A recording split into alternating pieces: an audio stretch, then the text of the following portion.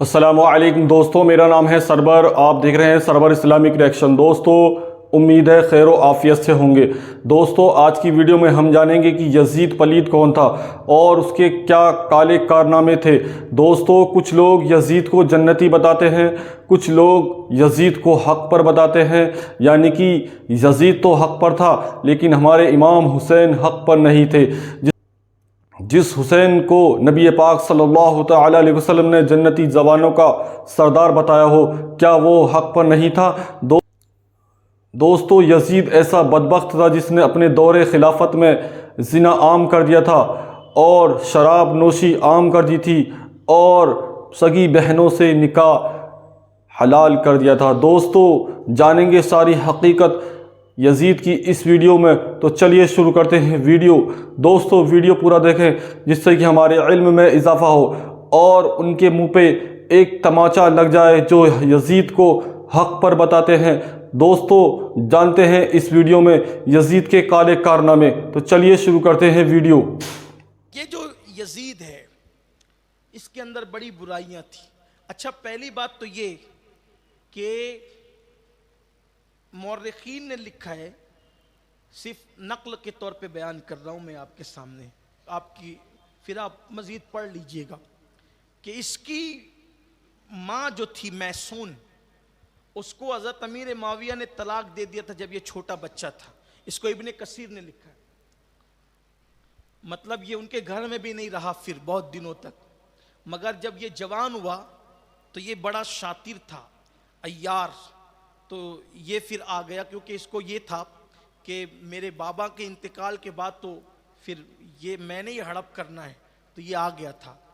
اور یہ شرابی تھا، اس میں کوئی شک نہیں کہ یہ شرابی تھا، بلکہ یہ اتنا بدبخت تھا کہ اس شخص نے سفر حج میں بھی شراب پیا ہے، سفر حج میں بھی اس نے شراب پیا ہے۔ اور پھر ہمارے بڑے بڑے مورخین نے لکھا ہے کہ یہ سوتیلی ماں کے ساتھ تک بدبختی کرتا تھا۔ وہ کیا کرتا تھا مسجد کے منبر پہ نہیں کہہ سکتا، لیکن یہ ضرور ہے کہ بدبختی کرتا تھا۔ اور محرمات کے ساتھ، یعنی خالہ، پھوپھی، اس طریقے سے جو محرمات ہیں ان کے ساتھ نکاح کو یہ روا رکھتا تھا۔ آپ تاریخ اٹھا کر پڑھیں، اتنا بدبخت تھا، بنو ہاشم سے اس کو اتنی دشمنی تھی کہ جس وقت کٹے ہوئے سر شہداء کے آئے تو اس نے کہا تھا کہ اگر آج میرے باپ دادے یہ منظر دیکھتے تو وہ خوش ہوتے کہ میں نے بدر و احد کا بدلہ لے لیا، بدر و احد کا بدلہ لے لیا۔ اس کے اشعار ہیں، اس نے اشعار پڑھے تھے اور یہ تاریخ میں موجود ہے، تاریخ کے اندر یہ اشعار موجود ہے۔ تو بدر و احد کا بدلہ اس نے لیا کس سے؟ آپ ذرا غور کریں، بدر و احد کا بدلہ لیا کس سے؟ بدر و احد میں ایک طرف کون تھے؟ حضور علیہ السلام اور ان کے کلمہ پڑھنے والے تھے، اور دوسری طرف کون تھے؟ عتبہ، شیبہ، یہ جو تھے یہ یزید کے رشتہ دار تھے، عتبہ، شیبہ۔ تو یہ ان کے بدلے کی بات کر رہا ہے کہ میں نے بدلہ لے لیا، یعنی کافروں کا بدلہ کس سے لیا؟ نبی کے نواسوں سے۔ آپ بتائیں کیا ہے؟ اس بدبخت نے تو یہ بھی کہا کہ بنو ہاشم پر کوئی وحی نہیں آئی، بلکہ انہوں نے حکومت کے لیے معاذ اللہ اور اقتدار کے لیے جو ہے یہ قضیہ گڑا ہے۔ یہ بات، اس طرح کی بہت ساری باتیں اس بدبخت نے کی۔ امام علی مقام نے بیعت اس لیے نہیں کی، اگر آپ بیعت کر لیتے، اسلام دشمن طاقتیں آج ہم سے کہہ سکتی تھی کہ تمہارے یہاں تو وہ بھی خلیفہ ہو سکتا ہے جس نے شراب پی ہے، جو زنا کرتا تھا، جو بندر نچاتا تھا، جو آوارگی کرتا تھا۔ دیکھیے امام علی مقام کی بیعت نہ کرنے سے اتنا تو ہوا کہ یزید کا چہرہ بے نقاب ہوا، اور لوگ کہتے ہیں کہ بعض صحابہ نے بھی تو بیعت کی تھی۔ جن صحابہ نے بیعت کی تھی یا جن صحابہ کا بیعت کرنا ثابت ہے، ان لوگوں نے اس لیے بیعت کی تھی جیسے جان بچانے کے لیے مردار اتنی مقدار میں، جتنی مقدار میں جان بچ سکتی ہے وہ کھایا جا سکتا ہے۔ تو جان بچانے کے لیے جو مردار کھایا جا سکتا ہے، جان بچانے کے لیے تو اس کا یہ مطلب تو نہیں کہ سب کے لیے مردار حلال ہو جائے گا، جان بچانے کے لیے اتنی اجازت ہے۔ تو صحابہ نے جنہوں نے بیعت کی تھی وہ جانتے تھے یہ بدبخت ہیں، یہ بے مروت ہیں، یہ بدنصیب ہیں، اور اگر یہ بات کریں گے تو جان ہاتھ سے جانی ہے۔ انہوں نے جان بچا لی تھی، لیکن امام علی مقام نے رخصت پر نہیں بلکہ عزیمت پر عمل کیا کہ جان جاتی ہے چلی جائے مگر یزید کا چہرہ بے نقاب ہو جائے۔ تو جن نیک بندوں نے یزید کی بیعت کی تھی ہم ان پر کوئی لعن طعن نہیں کرتے، کیونکہ انہوں نے رخصت پر عمل کیا تھا، جان بچائی تھی۔ وہ جانتے تھے کہ یہ شرارت کریں گے، ان کی شرارتوں سے واقف تھے۔ اللہ اکبر، اس لیے انہوں نے جان بچا لی۔ گوش عافیت میں، گوش گمنامی میں انہوں نے زندگیاں گزار دی۔ لیکن عبداللہ بن زبیر نے تو بیعت نہیں کی تھی، امام حسین نے تو بیعت نہیں کی تھی۔ یہ حضرات باضابطہ ڈٹے رہے۔ حضرت عبداللہ ابن عمر بھی بیعت سے جو ہے وہ کنارہ کشی کرتے رہے۔ حضرت عبد الرحمن ابن ابو بکر جو تھے ان کا انتقال ہو گیا بعد میں اور وہ پردہ فرما گئے۔ اسی طرح سے بڑے بڑے اکابر صحابہ نے بیعت نہیں کی تھی، اور جن لوگوں نے کی تھی ان کے لیے رخصت کا پہلو تھا، اور وہ یہ چاہتے تھے کہ اس سے یعنی کہ یوں ہے نا کہ جو گندگی میں ڈوبا ہوا ہو اب اس سے تو جان ہی بچانی، جان ہی چھڑانی ہے۔ لیکن امام علی مقام جس کی رگوں میں محمد الرسول اللہ کا خون تھا، انہوں نے بیعت نہیں کی، عزیمت پر عمل کیا، رخصت پر نہیں عزیمت پر۔ اہل رخصت کو کوئی لعن طعن نہیں ہے، لیکن یاد رکھنا جب کوئی آئیڈیل بنتا ہے آئیڈیل، اہل رخصت آئیڈیل نہیں بنتے، اہل عزیمت آئیڈیل بنتے ہیں۔ امام حسین چاہتے تھے اس کے رخ سے نقاب کو کھینچ کر اس کو بے نقاب کر دوں تاکہ حق اور باطل واضح ہو جائے۔ امام علی مقام کی شہادت کے بعد مدینے والوں نے بیعت کیوں توڑی؟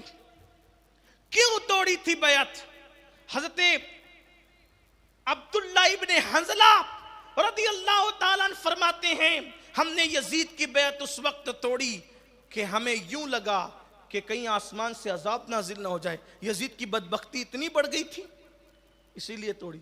تو اوروں کی نظر، اوروں پر حقیقتوں کا انکشاف جو 3 سال کے بعد ہوا، امام حسین پر وہ انکشاف پہلے ہو گیا تھا، اس لیے آپ نے بیعت نہیں کی، اور آپ نے واضح کر دیا صداقت کیا ہے اور جو ہے وہ باطل کیا ہے اور جھوٹ کیا ہے، کذب کیا ہے، یہ ثابت کیا۔ امام علی مقام نے بے نقاب کیا اس کو۔ یزید کے مزید کارنامے ہیں لیکن اس پر اب کوئی گفتگو نہیں ہوگی انشاءاللہ تعالی۔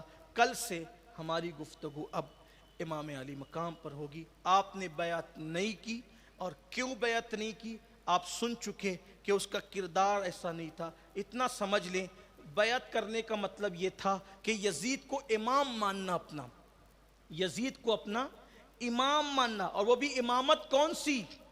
امامت صغرا نہیں، امامت کبرا۔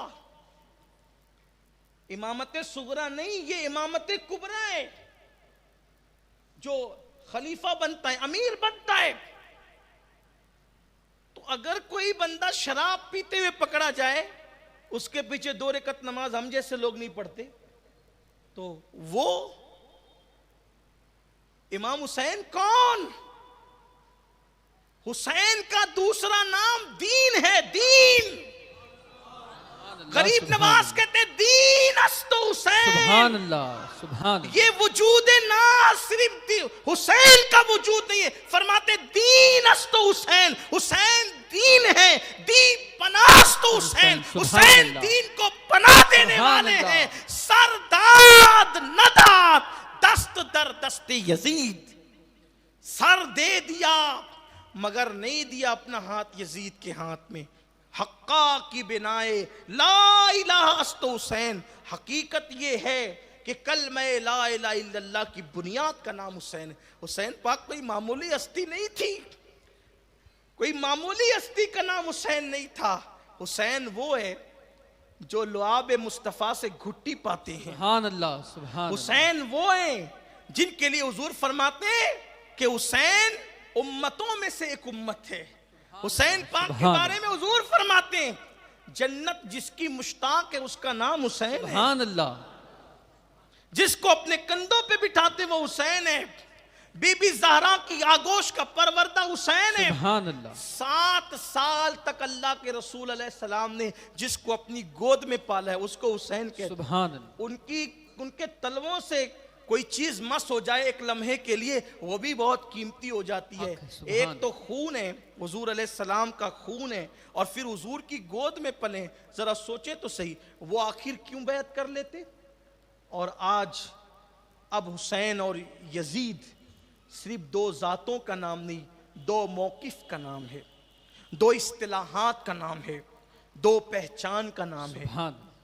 2 مکتبہ فکر کا نام ہے، 2 سوچ کا نام ہے، 2 مشن کا نام ہے. اسی لیے تو آپ دیکھیں کسی کافر کو بھی یزید بولو تو ناراض ہو جائے، بلکہ جو یزید کی وکالت کرتے ہیں ان کو بھی یزید بولو تو ناراض ہوتے ہیں. بھئی جب یزید برا نہیں تھا تو آپ کو یزید کہنے سے آپ ناراض کیوں ہوتے؟